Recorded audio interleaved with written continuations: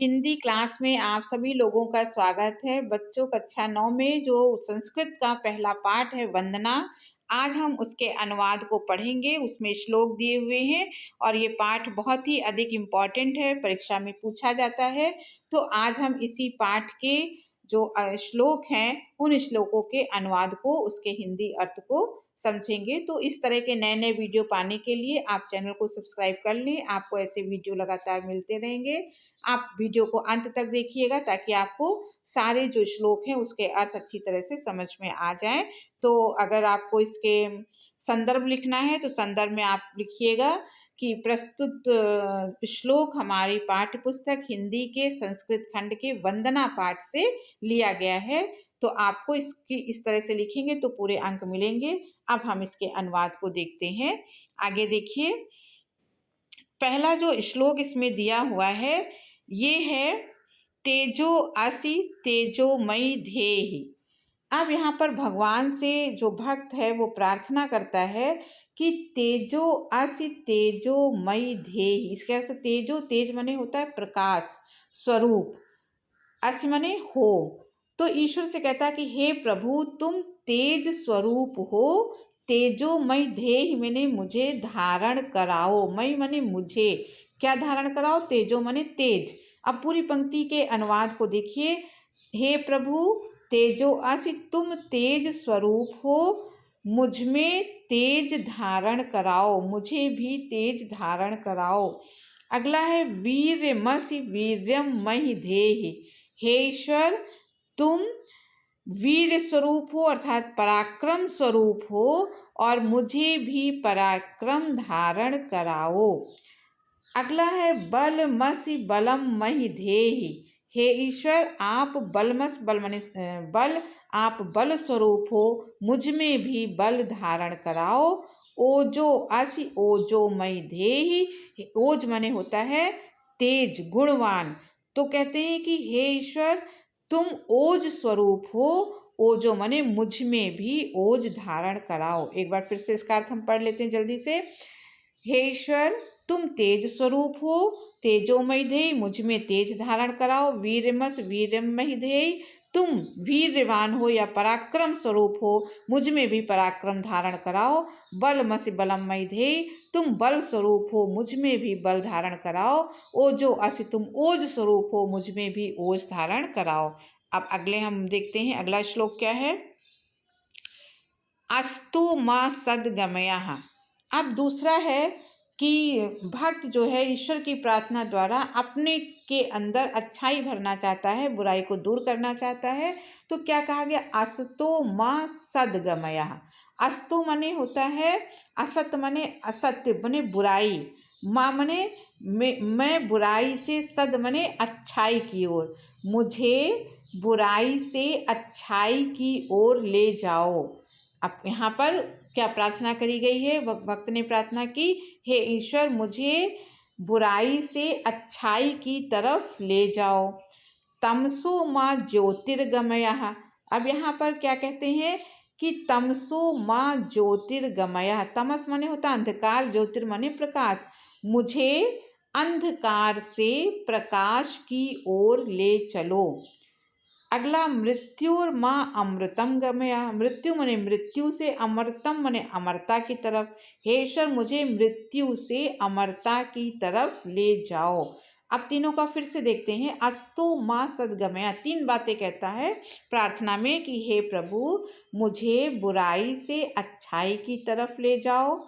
तमसो माँ ज्योतिर्गमया, तमस माने अंधकार से प्रकाश की ओर ले जाओ। और मृत्यु अमृतम गमया माने मृत्यु से अमरता की तरफ ले जाओ। अब आगे देखते हैं अगला श्लोक क्या कहता है। अगले में देखिए कहाँ है, यतो यथा समीह से। यतो यथा माने आप जिस जिस से, समीह से माने समीप से, ततो नो अभयम।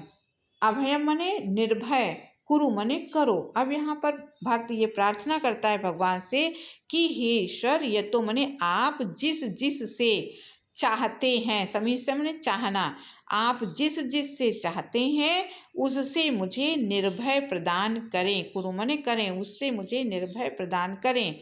शन्नः कुरु प्रजाभ्यो, कुरु मने करो, प्रजाभ्यो मने प्रजा का, शन्नः मने कल्याण, आप हमारी प्रजा का कल्याण करो।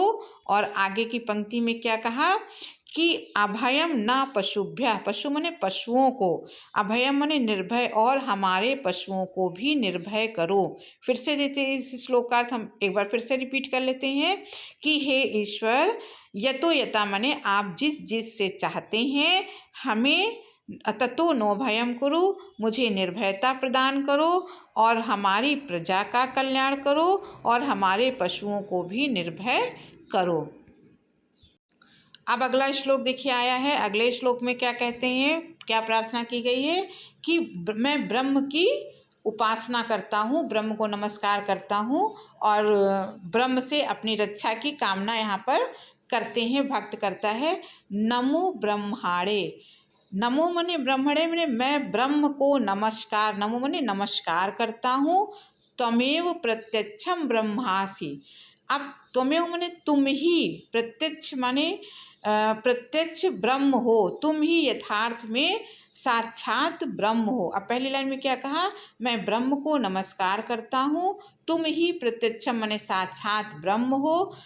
त्वमेव प्रत्यक्षम ब्रह्म वदिष्यामि, वदिष्यामि मने कहूँगा, वद मने कहना, त्वमेव मने तुम्हें ही, मैं तुम्हें ही साक्षात ब्रह्म कहूँगा।